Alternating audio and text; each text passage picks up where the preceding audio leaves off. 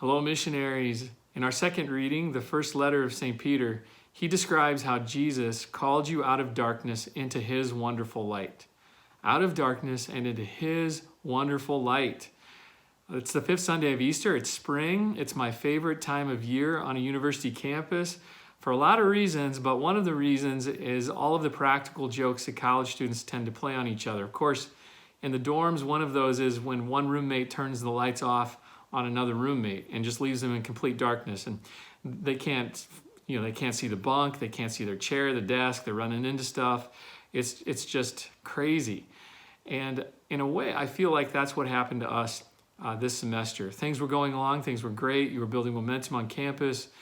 You were going through the struggles, the highs, the lows of campus life, and the lights got turned off on you. You didn't ask for it, you didn't deserve it. None of us expected it, and yet you had to adapt. You had to kind of find your way in the dark for a while. And you did that as an individual, as a missionary. You did that as a team with your team. You did that within the movement of FOCUS. You did it within the church, the Newman Center, the Catholic Center, the diocese, and the church on a global level was in the dark with everyone else. And we stood there looking up and down, and in front of us and in back of us. We didn't know what was going on, and yet we had to adapt. What do we do? Well, Jesus' answer to this is in the gospel where he says, "Do not let your hearts be troubled," in John 14, verse 1. Yes, classes were canceled. Spring break and summer break mission trips were canceled. Everyone moved from being face-to-face in class to online learning. Campuses were vacated and college towns became ghost towns. Graduation got canceled. Many of you would be at a commencement mass at this point in the year.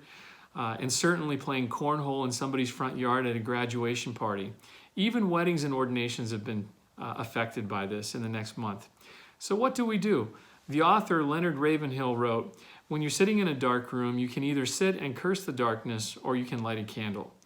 This Sunday, Easter as a whole, and this Sunday, Jesus is here to draw us out of that darkness and into the light. He's here to light the candle. If you've been caught in a rut of depressing thoughts, let him show you where things did go your way. If you've had a run of bad luck, even if in your mind, then let him show you the silver lining in the clouds. If you've received a blessing, but you're bracing yourself for the next storm, let him give you the freedom to receive that blessing. When Jesus rose from the dead, he turned the lights on for you, for me, and for all of humanity. There's absolute safety in the freedom that God offers in this life and in the next, as he draws us from darkness into light. So this week, do not let your hearts be troubled.